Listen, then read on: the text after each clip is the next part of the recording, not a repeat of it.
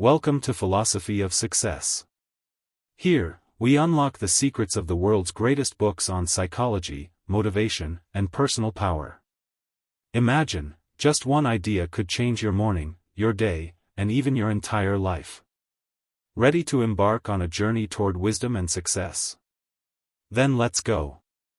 Inside the old courtroom, where the ceiling soared so high it seemed to scrape the clouds, the air vibrated with tension. The defendant sat in the dock. Journalists nervously snapped their cameras. And at the prosecution table stood a man the entire city knew. Julian Mantle. Legal superstar. A legend who won the most hopeless cases. His suits fit perfectly, his watch gleamed like a symbol of power and success, and his voice projected such confidence that judges often nodded before he even finished speaking. That day, he was at his peak again. Eloquence, power, energy, it all seemed to surround him like an invisible halo. But suddenly, his face went pale. His hands began to shake, and, as if someone had pulled the plug, Julian collapsed right onto the cold marble floor. Screams erupted in the hall. People jumped up, some ran forward, others froze. A successful, wealthy, invincible lawyer. And suddenly, a collapse like a man who had been carrying an unbearable load for too long.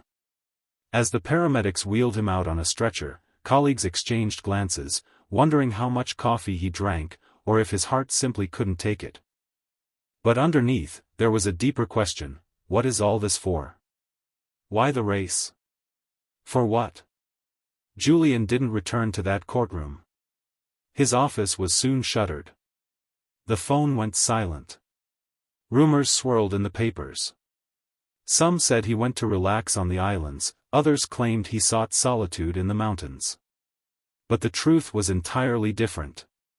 He sold his luxurious mansion, his collection of expensive suits, and even his beloved red Ferrari, which always stood at the entrance of his estate like a monument to his success.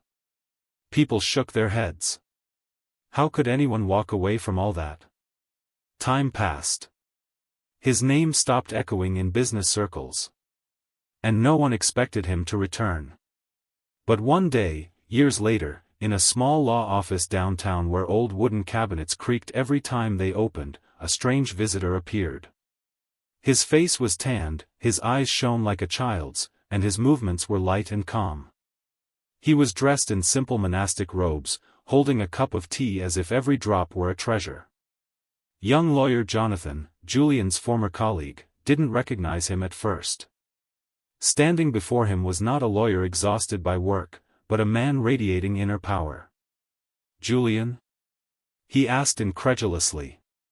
The man smiled, and in that smile, there was no shadow of bitterness, only a soft radiance. They sat by the fireplace, and the conversation flowed like a river after a long winter.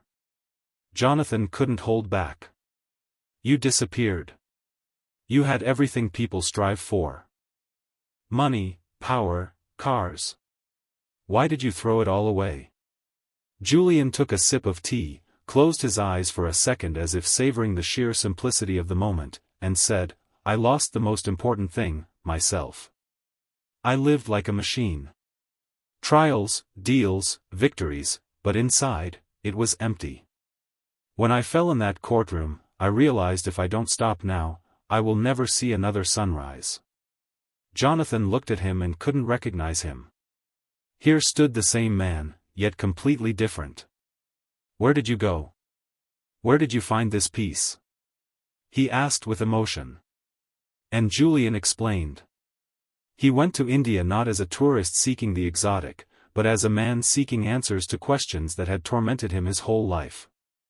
There, in the mountains, he met monks who lived in complete harmony with themselves and the world, without phones, without courts, without luxury suits, but with a clarity and joy he had never known before. "They taught me the art of living," he said quietly. "An art we have forgotten in this race for success." Jonathan felt his heart speed up. A mix of surprise, envy, and a strong desire to understand the secret swirled within him. He leaned closer to Julian, as if afraid to miss a single word. "And what did they teach you?" Julian looked into the fire. The flames reflected in his eyes, and he said, "I will tell you everything, but first you must decide, do you really want to know?" Silence hung in the room. The clock on the wall ticked away the time, but it felt as if time had stopped. Jonathan sat holding his breath, realizing that a story was beginning that would change not only Julian's life, but his own. What exactly were the monks hiding in the mountains? How can one find happiness by giving up everything that seems to make life full? And why did Julian's eyes shine as if he had discovered a secret millions dream of? Julian leaned back in his chair and closed his eyes for a moment, as if traveling back to that distant journey. The firelight danced on his face, and Jonathan watched him intently, like a child waiting for the rest of a fairy tale. "It all started at the airport," Julian began. "I sat there alone, with a small backpack and a one-way ticket. For the first time in my life, I didn't have a plan. No briefcase, no schedule, only immense fatigue and a strange hope. I was flying to India, a place I knew only from books and rare stories, but inside I felt the answers were waiting there. The plane soared into the sky, and the city was left behind with all its offices, bustle, and loud noise. What am I doing? I thought. Maybe I've lost my mind. But every time doubt rose up, my heart answered, keep going. When I stepped onto Indian soil, I was met by a chaos of colors, smells, and voices. The streets were full of people, merchants, pilgrims. Children laughed, playing right in the dust. Women in bright saris sold spices. The air was thick with the scent of curry and incense smoke. I walked through this noisy stream and felt for the first time that everything that seemed important to me in New York had no meaning here. "So how did you find these monks?" Jonathan asked impatiently. Julian smiled. "It was like a treasure hunt. I asked strangers, read books, followed hints.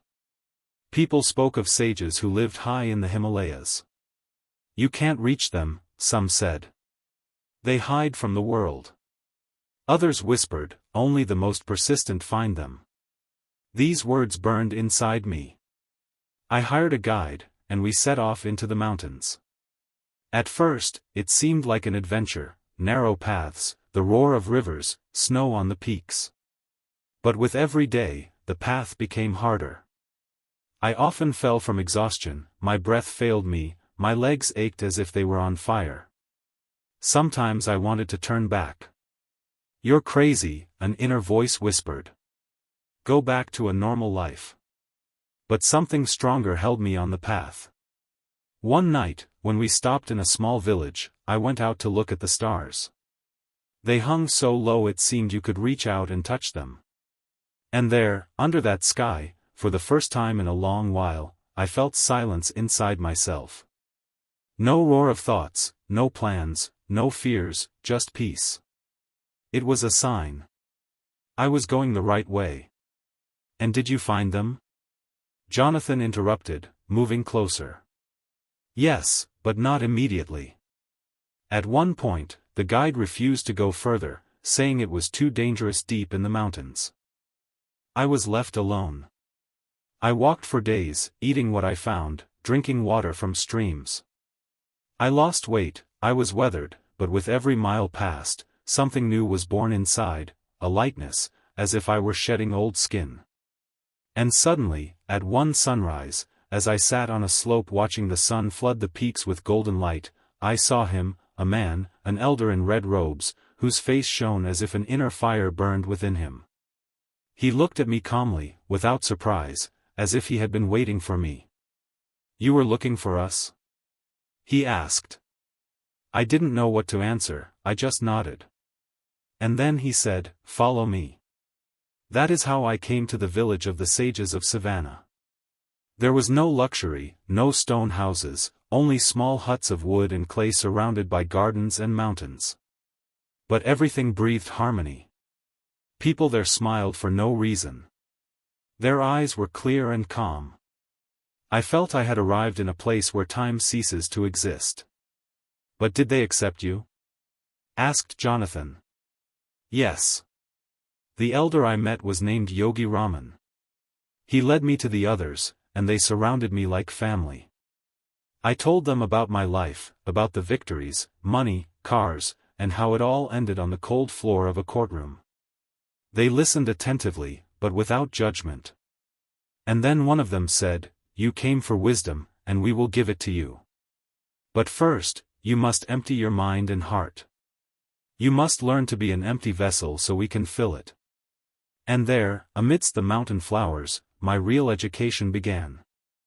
Julian paused, and silence fell over the room again. Jonathan looked at him with wide eyes. "And what did you learn?" He exhaled, as if afraid to miss the answer. Julian smiled with the corner of his lips and leaned forward. "First, they told me a story, unusual, vivid, full of symbols. In this story lay the entire secret of a happy life. What was this story that could change everything? How could a simple parable provide the key to the meaning a rich lawyer who lost himself had been chasing?" Julian threw another log onto the fire. The flames came alive and danced, casting warm reflections around the room. His eyes shone with the same light that once lit up the peaks of the Himalayas at dawn. "To explain the essence of their wisdom to me," he began, "the monks told a story, not a dry lecture, not a list of rules, but a vivid picture I still see before me. Imagine, Jonathan, you are standing in a beautiful garden. There are tulips of every shade, roses blooming right before your eyes, tall trees, the murmur of fountains. The air is filled with the scent of freshness and peace. This garden is your mind. It can be impeccably cultivated, full of beauty and harmony, but it can also turn into a wasteland if you allow weeds to take over the soil." "Weeds?" Jonathan asked. "Yes," Julian nodded. "These are negative thoughts. Every grudge, fear, doubt, every angry reproach to yourself is a weed seed. And if you don't pull it out, it takes root, spreads, and chokes the flowers. Soon you wake up in the morning and see inside yourself not a garden, but a jungle of chaos." He paused and added, "But you always have a choice. You can water the garden with joy, gratitude, and belief in yourself. You can tend to every sprout of your dreams. Then the flowers will grow so strong that there simply won't be room for weeds." Jonathan thought. His memory flashed to morning traffic jams, irritation at colleagues, dissatisfaction with himself after a lost case. How many weeds were growing in his own garden? Julian seemed to read his thoughts. "Understand, what you let into your mind determines your entire life. If you feed it darkness, you live in darkness. If you let in light, your life becomes luminous. It's like a television. What you switch on is what you see. But how do I control it?" Jonathan asked. "Start small. When you catch a negative thought, don't just chase it away, replace it. Say something else to yourself. Instead of I can't, say I will try, and I will succeed. Instead of I have no time, say I control my own time. Gradually, you will notice fewer weeds, and the garden will bloom." Julian smiled and shared a scene from the monks' lives. Every morning they went out to their small gardens. I watched them carefully remove leaves, water flowers, singing quiet songs. For them, it wasn't work, but joy. They said, "This is how we tend to the mind, too." Their garden was a reflection of their thoughts. "And if someone had a hard day?" Jonathan asked. Then in the evening, he would sit by the fire and review the day, like a movie. He would choose one or two thoughts that carried anger or fear, and let them go, replacing them with gratitude. "Thank you for this lesson," he would say. And the garden would become clean again. Jonathan thought about his day. How many times had he mentally replayed failures, like a broken record? What if he tried to replace them with a different image? In his imagination, a picture flashed, a morning without haste, a day full of strength, a mind like a garden where flowers bloom. "Remember, my friend," Julian said softly. "Your mind is the most valuable thing you have. Beware of letting just anything in there. After all, weeds grow on their own, but flowers require care. A log cracked in the fireplace, sparks flew up, and Jonathan felt something ignite in his heart too. A question that seemed childish suddenly rang inside him with new power. If my mind is a garden, what is growing in it right now? And what if tomorrow, waking up, he decided to tend to his garden in a new way? What harvest would his life yield in a year, in 10 years? After I understood the garden of the mind, Julian continued, pouring himself more tea, the sages showed me the next truth. It was about what drives all our actions, even if we don't realize it. The power of purpose. He fell silent, giving Jonathan time to digest the words, and suddenly told a story. Imagine a lighthouse in the fog. Ships can't see the shore, don't know where to sail, but the lighthouse beam gives them direction. Without it, they would circle endlessly, losing fuel and hope. So it is with a man, if he has no clear goal, he gets lost in the bustle. He does 1,000 things, but ends up exactly where he started. Jonathan frowned. But I have goals. Close the deal, win the trial, earn more. Aren't those goals? Julian smiled. Those are tasks. They are important, but they don't give a sense of meaning. A goal is what you wake up for in the morning. It's what gives your life direction. When you have a big, clear purpose, all small tasks fall into place like stones on a road leading to it. He paused and added, without a goal, you are like running on a treadmill, you get tired, sweat pours down, but in the end, you are still in the same spot. And how do I find this purpose? Jonathan asked. The sages taught, purpose lives in the heart, not in the head. You need to listen to yourself, ask questions. What makes me happy? What do I want to dedicate my energy to? What legacy do I want to leave? It doesn't come instantly, but once you start asking these questions, something inside responds. Julian gave an example of one of the monks. His name was Ramon. In his youth, he was a merchant, running around markets, earning money, buying jewelry for his wife. But inside him, music always played. When he met the sages, he realized his goal was to give the world harmony through sound. And now every morning he plays the flute, and his melodies seem to fill the air with light. He is happy because he lives in accordance with his purpose. Jonathan listened and felt a restlessness growing in his chest. And what is my goal? He thought. Court cases, career. But inside I often feel emptiness. Julian seemed to sense his doubt. Don't rush. A goal is not always revealed immediately. Sometimes it needs to be grown like a seed. Start by writing down on paper what makes you truly alive. What would you do even if you weren't paid for it? If you recall even one moment when your heart sang with joy, that will be a clue. He shared another scene from life in the mountains. In the mornings, the monks sat in a circle and spoke their intentions aloud. One said, "Today I learn patience." Another, "Today I strengthen my body." A third, "Today I help my neighbor." It wasn't just a wish, but a reminder to themselves of why they live. They started the day with a goal, and every step was filled with meaning. Jonathan thought.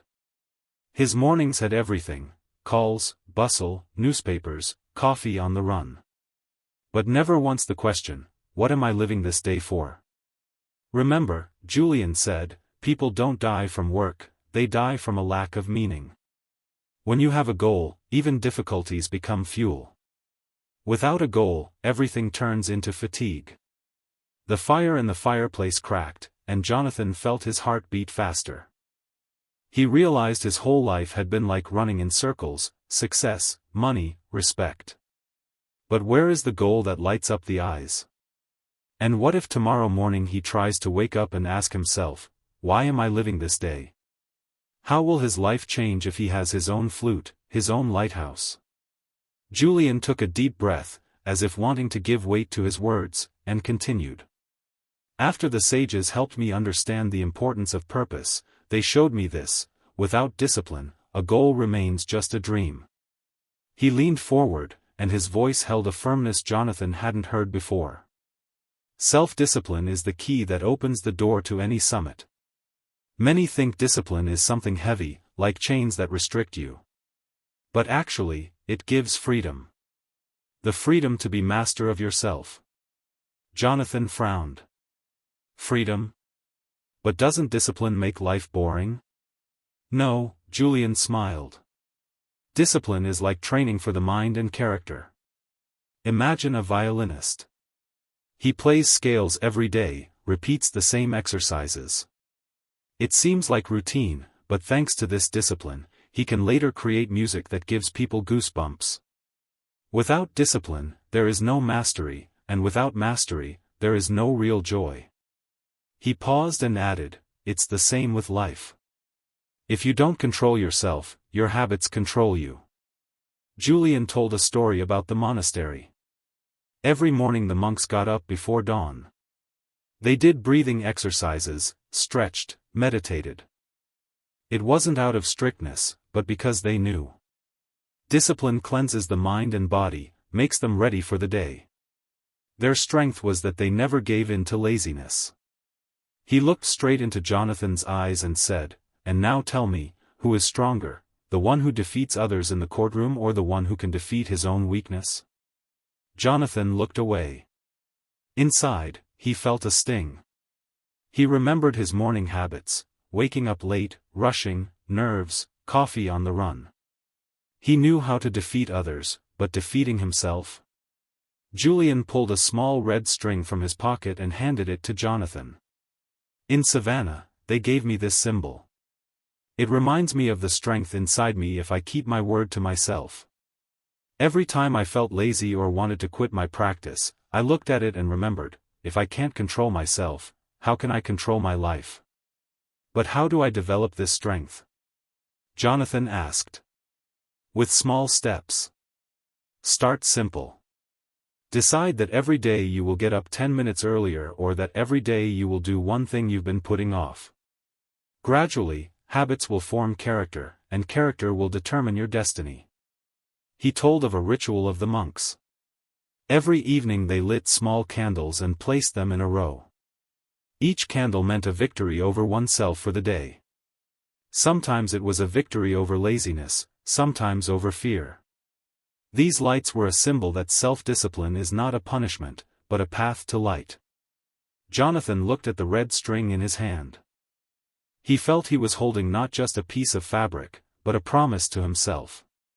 Julian added, "Remember, for those who are weak before their habits, life slips through their fingers, but he who knows how to govern himself becomes the master of his time and fate." In the fireplace, the fire burned brighter, and Jonathan caught himself thinking, what if tomorrow morning he really gets up earlier and starts the day differently? What will his garden, his goal, his life become if he takes discipline as an ally? But does he have the strength to defeat himself, even in small things? And what else did the monks of Savannah hide in their teachings? Julian took a sip of cold tea and looked into the fire again. His voice became softer, almost thoughtful. "When I strengthened my discipline, the sages showed me another important truth: never stop growing. They called it the magic of self-improvement." Jonathan raised his eyebrows. "But you were already the best lawyer in the city. Did you improve little?" Julian chuckled. "I studied laws, tricks, rhetoric, but that was the development of the mind, not the soul. The monks taught, every day you must become a little better not for others, but for yourself. If the garden of the mind doesn't grow, it withers." He paused and continued. "In the village of Savannah, everyone had their role. One tended the gardens, another played the flute, a third taught children. But everyone had one common ritual: to learn something new every day. Someone tried to learn a new word, someone perfected breathing practices, someone mastered the art of silence. They said, life is an endless school, and the best gift to yourself is to become better than you were yesterday." Jonathan thought. He remembered his days, trials, reports, calls, evenings in front of the TV. How much time did he spend on things that didn't move him a single step closer to something greater? But how do I find time for all this? He asked. Everyone has time, Julian replied. The question is only what you spend it on. The sages taught me to dedicate at least 1 hour a day to growth. Just 1 hour. Reading, practice, reflection. This hour became fuel for the entire day. He talked about his experience in the mountains.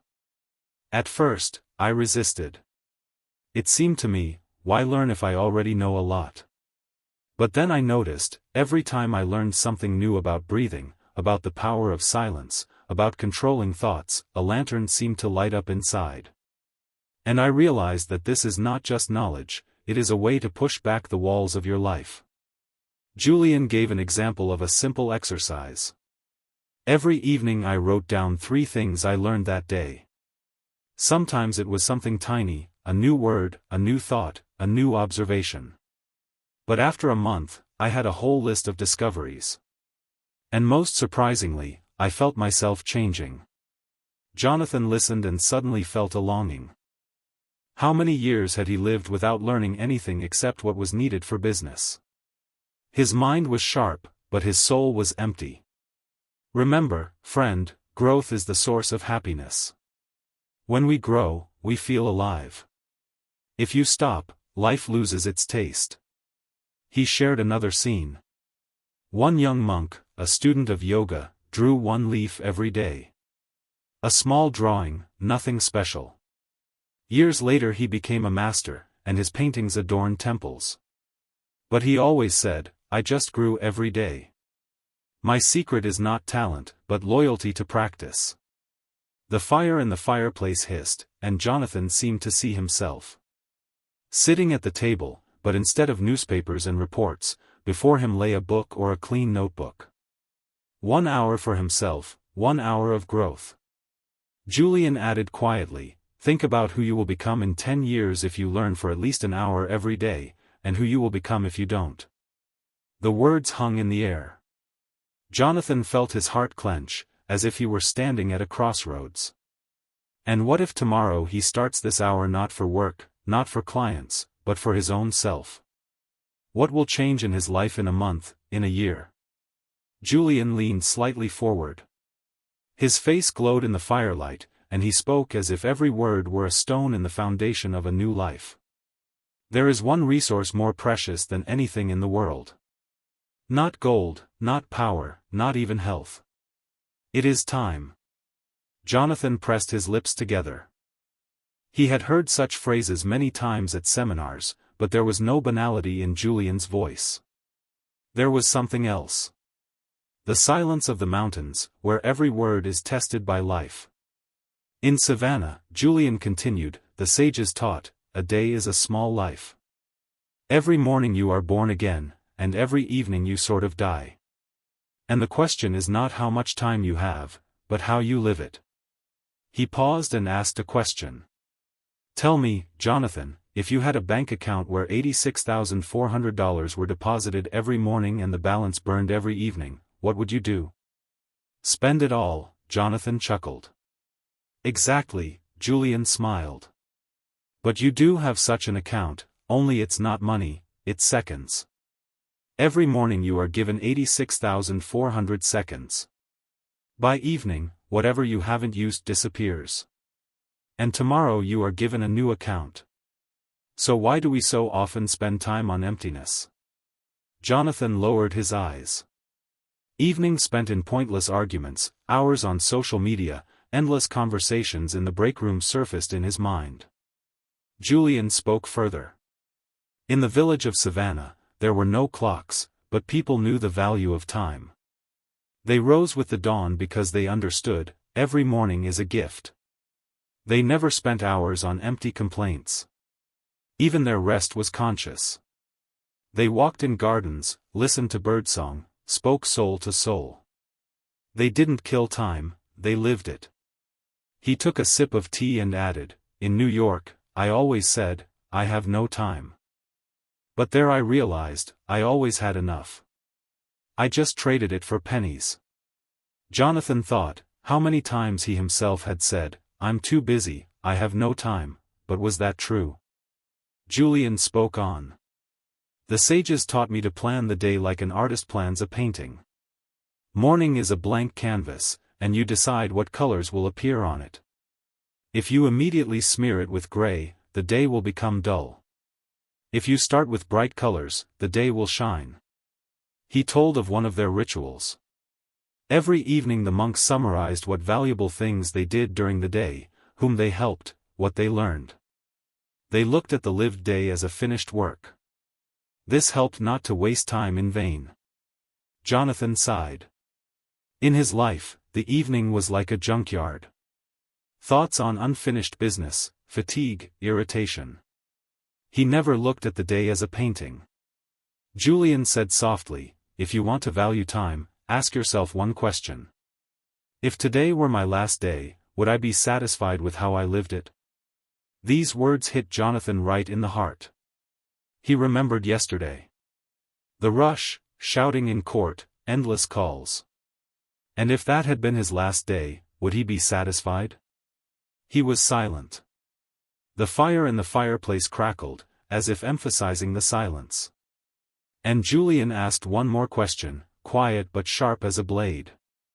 "And what will you do tomorrow if you realize that every second is wealth?"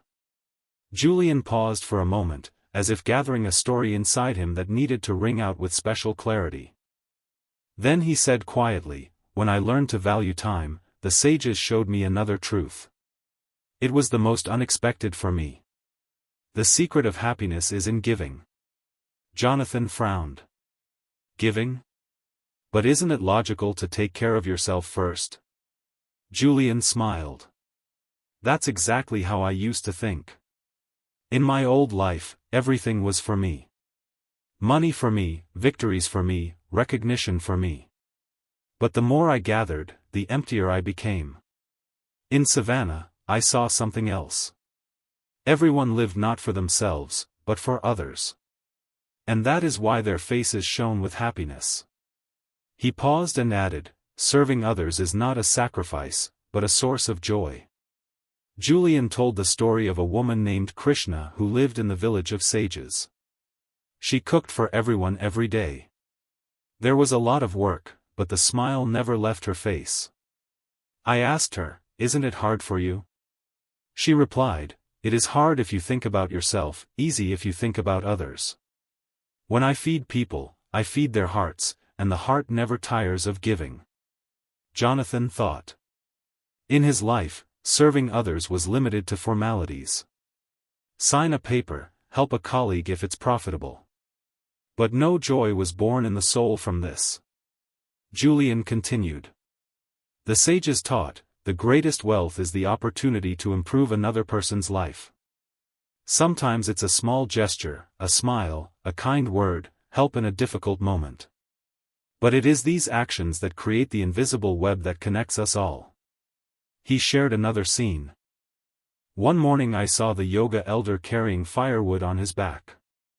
I offered to help, but he refused. Then I noticed he was walking to a widow's house. He stacked the wood by her door and left without saying a word. When she came out and saw the wood, her face lit up. And I understood, service is not waiting for gratitude, but doing good for the sake of good itself. Jonathan felt a sharp prick in his heart. He remembered how often he did good only to be noticed. "And what can I do?" he asked quietly. Start small. Ask yourself, how can I be useful today? Maybe it's a call to an old friend, help to a colleague, attention to a child who just wants to talk. When you give, a light lights up inside. This light makes your life full. The fire in the fireplace flared brighter, and Jonathan's shadow flickered on the wall. A new thought was born inside him. What if happiness really isn't in what he gets, but in what he gives? But then a question arose: if life is measured not by how much you gathered, but by how much you gave, then how much is his own life worth? Julian threw another log onto the fire.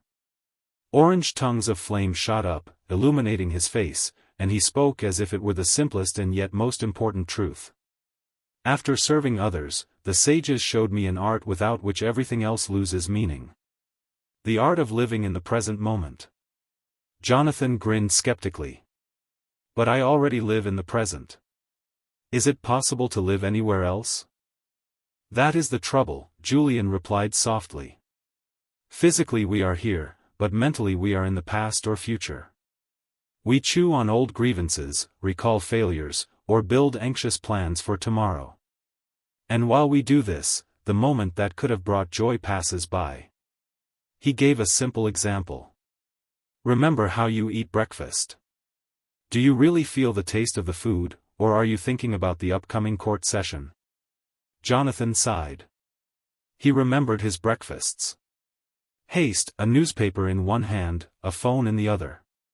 Food was just fuel, not enjoyment. In Savannah, everything was different. There, even a cup of tea was an event. The monks drank it slowly, feeling the aroma, the warmth, the taste. They said, "He who knows how to enjoy a small moment can be happy anywhere." He told of a practice they taught him. Every day, for at least 10 minutes, they dedicated themselves to the here and now. Just sitting in the garden, listening to the wind, watching the clouds. It seemed like a waste of time, but in those minutes their minds cleared, their hearts filled with peace, and their bodies became light. Jonathan listened and remembered his days. He always ran from home to the office, from the office to court, then back home where papers and calls awaited. But how many times did he stop just to feel life? Life, said Julian, is not a destination, but a journey. If you look only at the goal all the time, you miss the road. And the road is life itself. He shared another scene. We were walking with monks in the mountains. I was rushing, wanted to get there faster, but they stopped by a stream to examine pebbles shining in the sun. They laughed like children and said, "Isn't this a miracle?" I was irritated at first, and then I realized, miracles are all around us, but we don't notice them because we run too fast. Jonathan felt a light shiver. He remembered how long it had been since he looked at the stars, noticed sunsets, listened to the laughter of passers-by. Remember, friend, Julian added. The past is a museum, the future is a dream, but life is always here, in this moment. If you miss it, you miss everything. The fire in the fireplace showered sparks, and Jonathan wondered how many real moments he had missed, living only in memories and anxieties. And suddenly a question arose inside him: if right tomorrow he tries to stop for at least a minute and truly feel the moment, will his whole life change? Julian stretched, as if breathing in the very air of memories, and spoke with a quiet smile. After I understood the power of the present moment, the sages revealed another secret to me. They said, you cannot live wisely if your body is weak. Jonathan was surprised. You mean they exercised? Oh yes, and how, replied Julian. But it wasn't like a gym with noise and mirrors. It was the art of caring for the body as a temple where the soul lives. They believed health is the foundation for happiness. He paused and continued. Every dawn began with movement. Simple exercises, stretching, breathing, running along the paths. It wasn't a race, it was a celebration of life. I saw elders over 70 running lighter than me, their eyes shining like youths. Julian remembered his former lifestyle and chuckled bitterly. I lived on coffee, sandwiches, and cigars. Sat up at night over papers, and in the morning barely got up. I thought health was a given, until it started to crumble. And there, in the mountains, I relearned how to breathe, eat, and sleep. He told of the ritual of eating. The monks ate simply, fruits, vegetables, nuts, rice. They ate little, but with gratitude. Every morsel they called a gift of the earth. They didn't overload the body, and so they always had energy. Jonathan frowned. You mean the secret is in the diet? Not only, Julian replied softly. The secret is in respect for the body. You can eat right, but if you throw garbage into your mind, that poisons you too. Body and mind are connected. When one suffers, the other cannot be happy. He remembered a moment in the village. I was sitting by a stream. Next to me was a young monk. I said, "You work and move so much. Don't you get tired?" And he smiled, "I don't get tired because I don't waste energy on the unnecessary. I feed my body with light and purity. Then it serves me faithfully." Julian looked at Jonathan seriously. "Tell me honestly, how often do you feel drained by lunch?" Jonathan sighed. "Almost every day." "Exactly," said Julian. "That is a signal that the body is screaming for help. It asks for simple things: movement, fresh air, light food, sleep. But we ignore these requests until it collapses onto a cold marble floor, as happened to me." The fire in the fireplace flared up, and in its crackling, a warning was heard. "Remember," added Julian, "the body is an instrument. If it is out of tune, no music of the soul will sound." Jonathan looked at Julian and realized his own body had long been a forgotten instrument.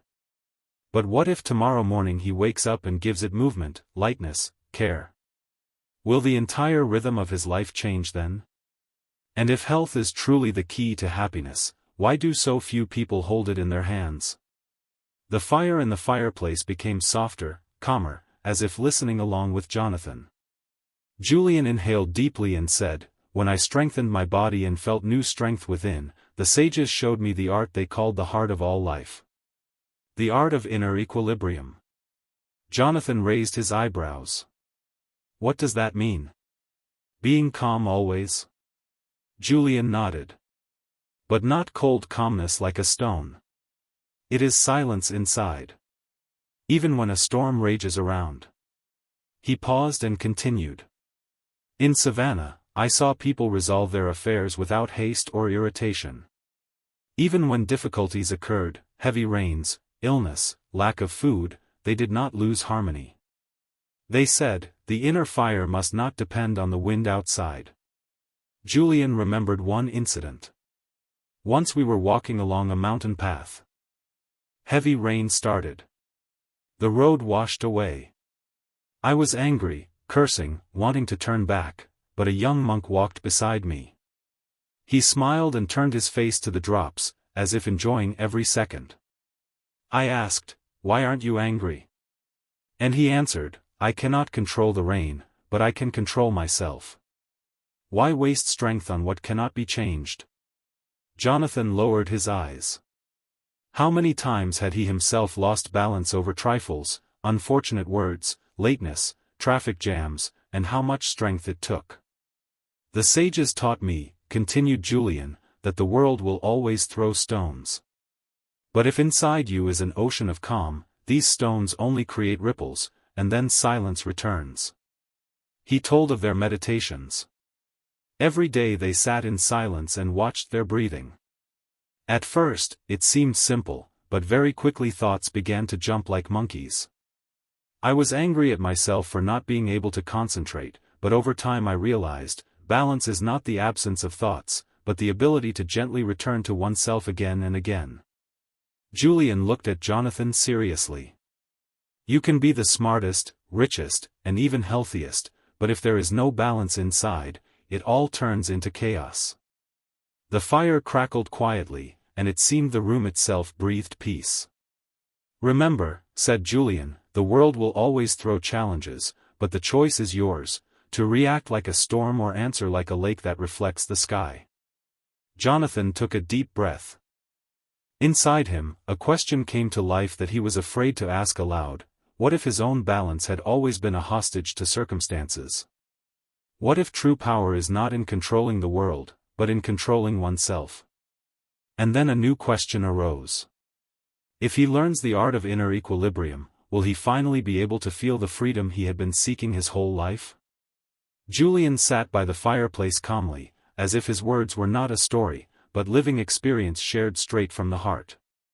He was silent for a moment and spoke softly, almost in a whisper. "Everything I told you, Jonathan, is not just lessons. These are parts of one path. The path of a monk who once sold his Ferrari to buy not a car, but freedom. He smiled. When I lived my old life, I thought happiness was victories, deals, expensive suits, and red sports cars. But the truth turned out to be different. Happiness is in simplicity, in clarity, and in the light that lives inside you. Jonathan listened and felt his heart clench, then open. He seemed to walk with Julian along the paths of savannah, weeding the garden of the mind, feeling the power of purpose, the energy of discipline, the joy of service, the taste of the present moment. "The sages told me," said Julian, "every person can become a monk, even if he lives in a noisy city. It is not necessary to go to the mountains. The main thing is to live consciously, tend to the garden of the mind, cherish time, care for the body, learn every day, serve others, and keep balance. All this is available to everyone if they make the choice." He looked straight into Jonathan's eyes, "And now the question is for you. Are you ready to make this choice?" It became quiet in the room, the clock ticked, the fire crackled, but for Jonathan, everything froze. He saw his life in the palm of his hand. Bustle, arguments, fatigue, emptiness. And suddenly nearby, another path, a new path where there is joy, strength, and peace. He didn't answer immediately. Two voices argued inside him. One whispered, "You are too busy.